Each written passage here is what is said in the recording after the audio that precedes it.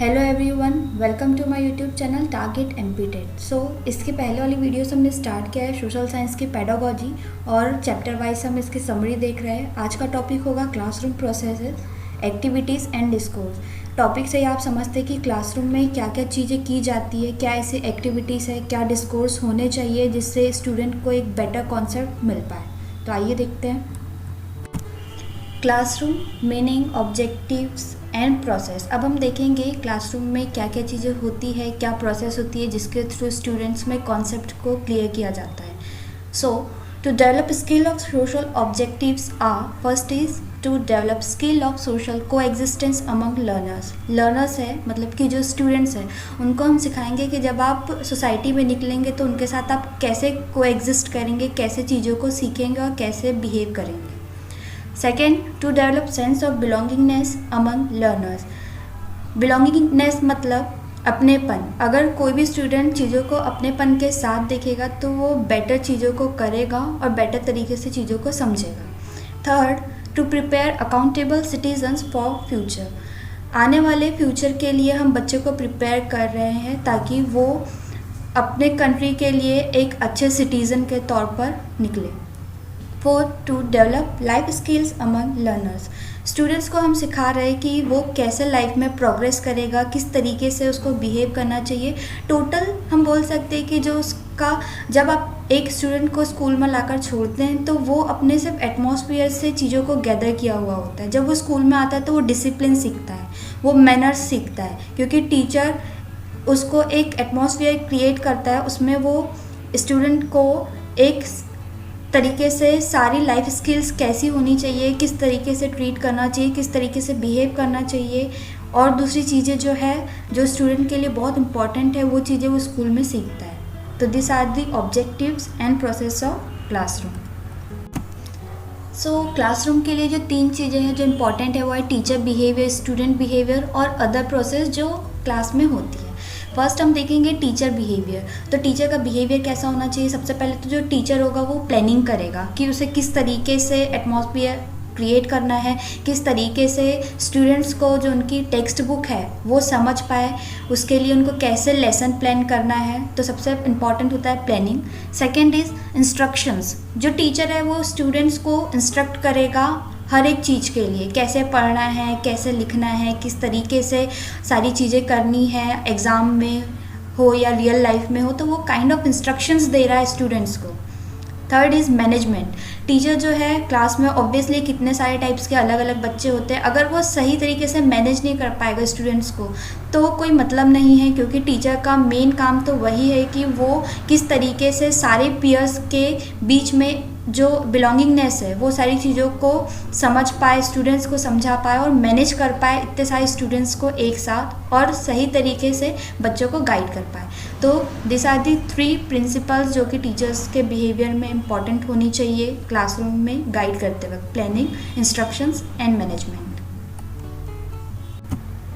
अब हम देखेंगे स्टूडेंट बिहेवियर। स्टूडेंट बिहेवियर में सबसे इम्पॉर्टेंट है कंटेंट ओवरलैप। अगर कोई टीचर है वो स्टूडेंट को पढ़ा रहा है, अगर फॉर एग्जांपल आपने अगर हिस्ट्री का कोई चैप्टर पढ़ाया कि कहाँ कहाँ पर क्या लड़ाई हुई, कैसे हुई, कौन जीता कौन हारा या जो भी हो, जैसा आपने अकबर का ही कुछ बताया, तो अगर ये अच्छा होगा आप अगर ज्योग्राफी को भी उसके बीच में लाए, लाइक ओवरलैप करें। अगर आप ज्योग्राफी में उसको समझाएंगे कि कहाँ पर उस टाइम का दिल्ली था, कहाँ पर उस टाइम का मद्रास था, या इस टाइप का अगर आप उसको मैप का या ज्योग्राफिकल डायरेक्शन भी अगर देंगे तो उसका जो कंटेंट है वो हिस्ट्री को भी समझ रहा है, ज्योग्राफी को भी समझ रहा है, तो दोनों ओवरलैप हो रहे हैं और दोनों चीज़ को मिलाकर आप जो कंटेंट उसको समझा रहे हो बेटर तरीके से अंडरस्टैंड करेगा।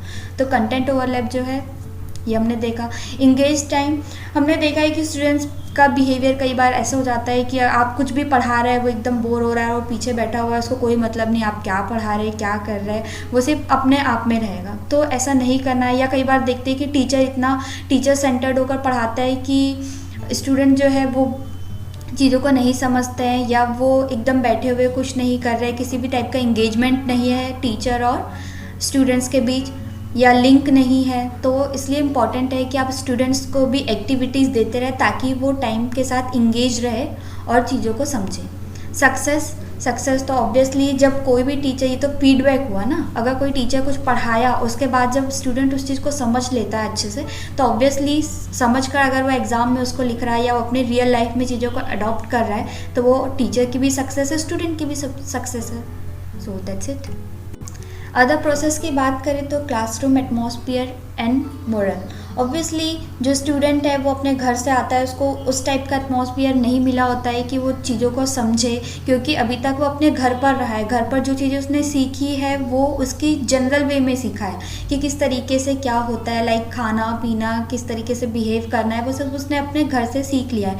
लेकिन जब वो स्कूल में आता है तो आप उसको उसके एटमॉस्फेयर के साथ, उसको अगर अपने फैमिली के बाहर वो जा रहा है तो उसको किस तरीके से बिहेव करना है, क्या डिसिप्लिन्स होने चाहिए, क्या मोरल्स होने चाहिए, क्या एथिक्स होने चाहिए, वो आप उसको समझाने की कोशिश करेंगे। वो किसी भी वे में हो सकता है, खेल खेल में समझा सकते हैं, स्टोरी के थ्रू समझा सकते हैं, बट आप उसको एक एटमॉस्फेयर देंगे जिसमें कि चाइल्ड अपने आप को बेटर तरीके से समझ पाए और अपने आप को रिप्रेजेंट कर पाए सोसाइटी में। Second is opportunity given to student to engage in leadership role. Leadership roles मतलब आप उसको मॉनिटर बनाएंगे या क्लास मॉनिटर बनाएंगे, या आप उसको बोलेंगे कि जाओ आपको जाकर वहाँ पर गाइड करना है, या आप वहाँ पर जाकर लेक्चर देंगे या किसी चीज़ को प्रेजेंट करेंगे। तो ये अपॉर्चुनिटीज़ हुई स्टूडेंट के लिए ताकि वो चीज़ों को समझे और डील करना सीखे, क्योंकि कई बच्चे होते हैं जिनको डर लग रहा होता है सामने जाकर बोलने में। अगर आप उसको वो मौका ही नहीं देंगे तो स्टूडेंट कैसे इंगेज होगा या किस तरीके से उस चीज़ को समझेगा। इसलिए बेटर है कि आप टाइम टू टाइम उनको लीडरशिप रोल्स भी देते रहें और मोरल्स भी समझाएं। So that's it. अब हम देखेंगे approaches of teaching.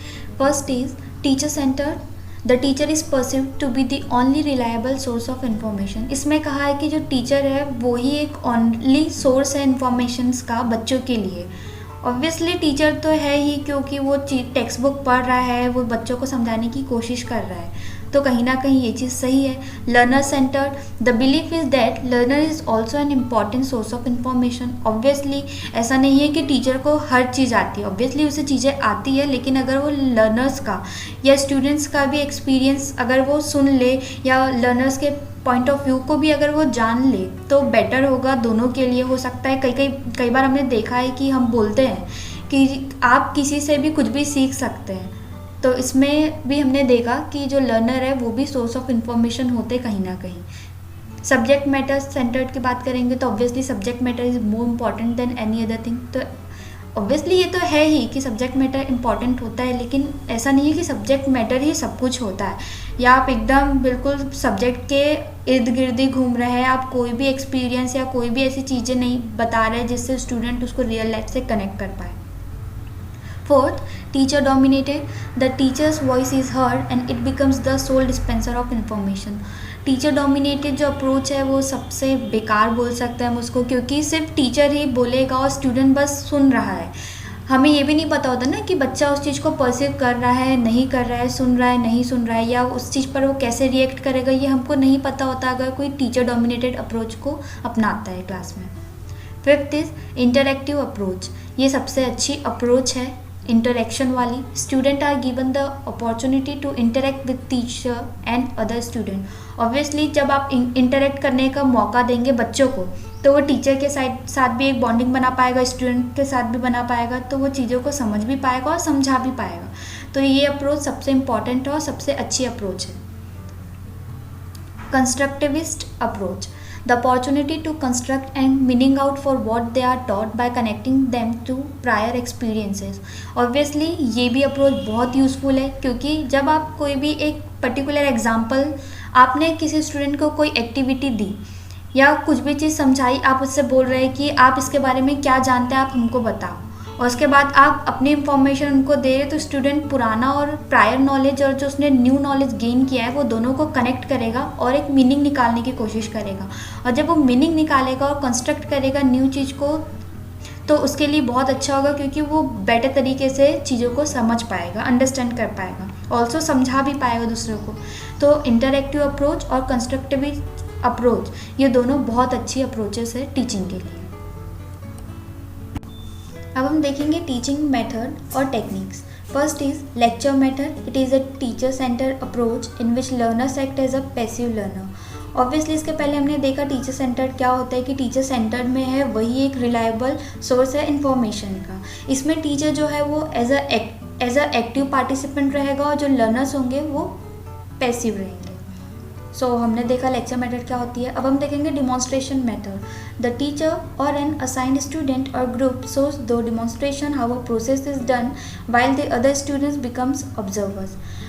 For example teacher ने कोई एक टॉपिक है पर्टिकुलर, वो एक ग्रुप को अलग कर दिया और उनको कहा कि आपको दूसरों को दिखाना है कि आपने किस तरीके से चीज़ों को किया, या आपने कोई एक प्रोजेक्ट दिया उनको, उनने बनाया और आप उनको सामने बुलाकर बोल रहे हैं कि आप दूसरों को और हमें भी, टीचर को भी बताएं कि आपने कैसे प्रोसेस किया, कैसे time to time step to step आपने चीज़ों को किया.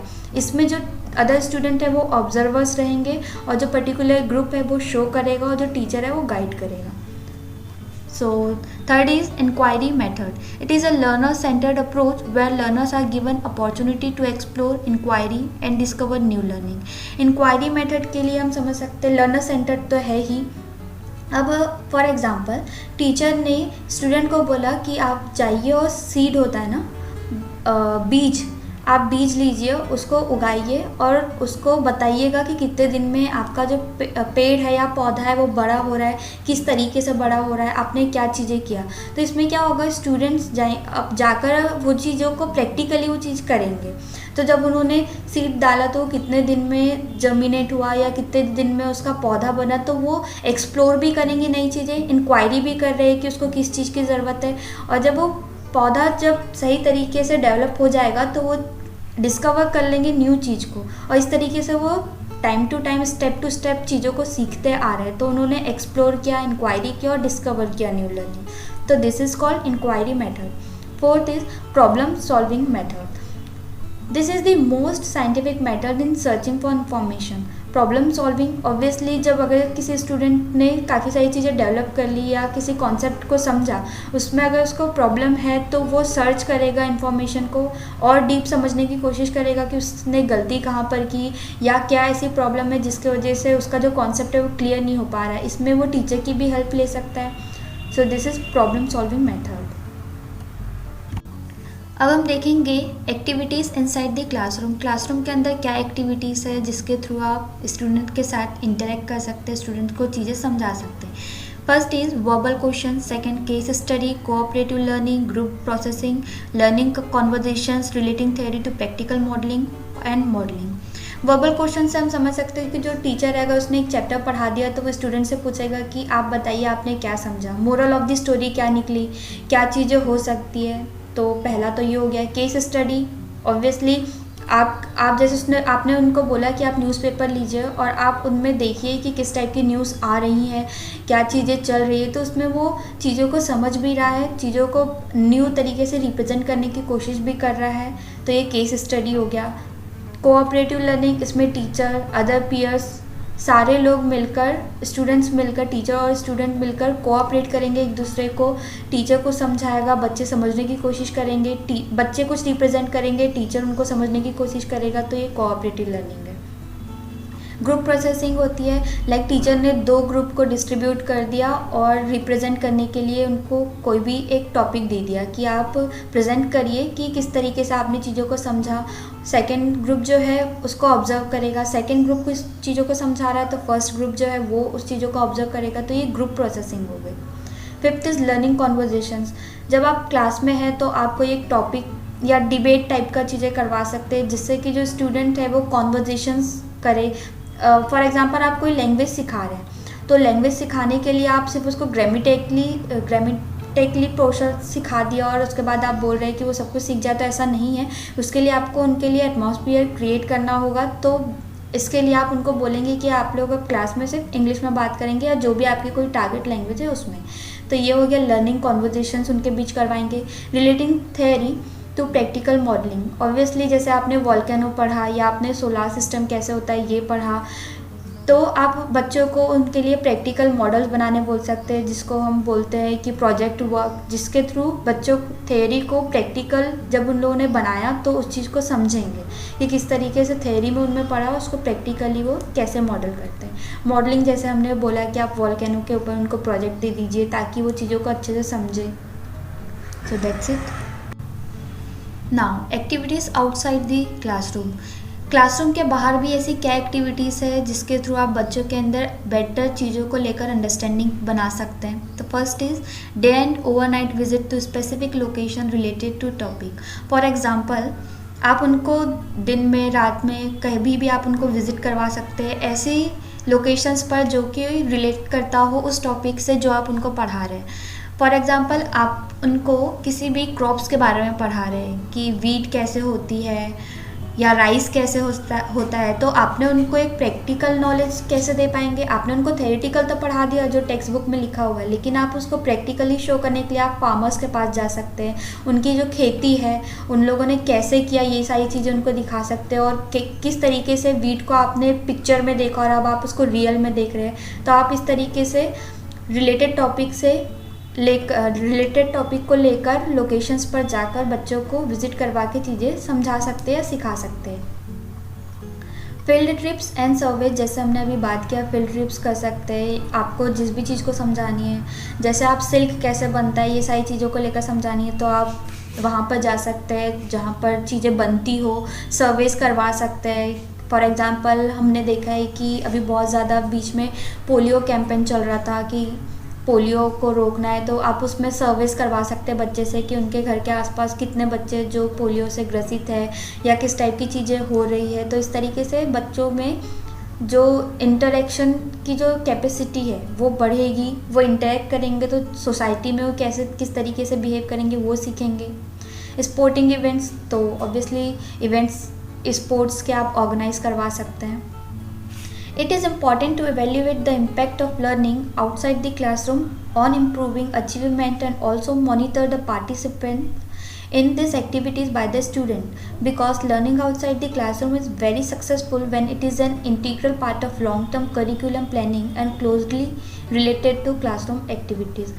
जैसे हमने देखा कि एक्टिविटीज़ आउटसाइड द क्लासरूम, जो भी हम एक्टिविटीज़ है, अगर क्लास के बाहर अपने बच्चों को मॉनिटर कर रहे हैं, उसके बाद जो बच्चे अच्छे से चीज़ों को सक्सेसफुल तरीके से अगर किसी चीज़ को समझ लेते हैं तो ये बहुत अच्छा होगा, क्योंकि इस चीज़ को उन्होंने प्रैक्टिकली भी समझा, थ्योरेटिकल भी जाना, तो वो इन फ्यूचर उन चीज़ों को बहुत अच्छे से समझेंगे और वो चीज़ों को कभी भूल नहीं पाएंगे। तो ये बहुत अच्छा चीज़ है अपने करिकुलम में, अगर आप बच्चों को आउटसाइड भी चीज़ें रिलेट करवाते हैं जो आपने क्लासरूम में पढ़ाई है उनसे। अभी तक हमने देखा activities inside the classroom, outside the classroom. अब हम देखेंगे discourse as a method of teaching. The difference between discourse and text is that discourse is a live language while a text is a monument to life. हम सब जानते हैं text तो जो है वो एक बार बन चुका है और उसको टाइम टू टाइम चीज़ें चेंज तो होती रहेंगी, लेकिन टेक्स्ट जो है उसमें कोई लाइफ नहीं है। वो एक सिर्फ आपको पिलर बन के गाइड कर रहा है कि ऐसे ऐसे था, ये था, और आप उस चीज़ों को टेक्स्ट को पढ़ रहे हैं। लेकिन जो डिस्कोर्स है वो लाइव लैंग्वेज है। जब आप टेक्स्ट को पढ़ते हैं उसके बाद जब आप चीज़ों को समझते हो तो हम उसको बोलेंगे ना कि वो एक जीती जागती लैंग्वेज है, जब आप उन चीज़ों को इमेजिनेट कर रहे हैं, चीज़ों को ऑब्जर्व कर रहे हैं। So this is the difference between discourse and text की क्या होता है। The objectives of discourse are, discourse का मेन ऑब्जेक्टिव है कि to make teaching effective, teaching जो है उसको इफेक्टिव बनाना, टू इंकरेज ह्यूमन डेवलपमेंट के थ्रू इंकरेज करना, क्योंकि बच्चा जो है वो क्लासरूम से काफ़ी सारी चीज़ों को सीख रहा है। Third, to establish communication worldwide, communication करना या कम्युनिकेट करना सोसाइटी में दूसरे लोगों के साथ वर्ल्ड वाइड, क्योंकि आप उसको रेडी कर रहे हैं उसके फ्यूचर के लिए। Fourth is to encourage effective communication of knowledge, experience and skills etcetera, बच्चों को इंकरेज करना कि वो बेटर तरीके से कम्युनिकेट कर पाए नॉलेज को लेकर, एक्सपीरियंसेस को लेकर, उनके स्किल्स को लेकर, क्योंकि आप बच्चे को प्रॉपर नॉलेज दे रहे हैं, उनको आने वाले कल के लिए, उनके लाइफ के लिए बेटर ह्यूमन बनाना चाह रहे हैं और उनको आप स्किल्स सिखा रहे हैं। अब हम कुछ क्वेश्चंस देख लेते हैं। First is to make classroom teaching more effective every teacher should discuss with colleagues. Classroom teaching को इफ़ेक्टिव बनाने के लिए जो टीचर है उसको अपने कलीग्स से क्या डिस्कस करना चाहिए, बच्चों की जो प्रॉब्लम्स है, उनके जो रिस्पॉन्सेस है उनके बारे में बात करनी चाहिए। उन्होंने जिस सब्जेक्ट पर अपना पर्टिकुलर उनका जो सब्जेक्ट है उसके डेवलपमेंट एरिया को लेकर बात करना चाहिए, अपनी राइटिंग्स पब्लिश करवाना चाहिए, इनमें से कोई नहीं। तो the most appropriate answer is to analyse responses of students. तभी तो वो समझ पाएंगे ना बच्चों को समझ आ रहा है नहीं आ रहा है, जब आप उनको एनालाइज करेंगे। सो आंसर इज ए।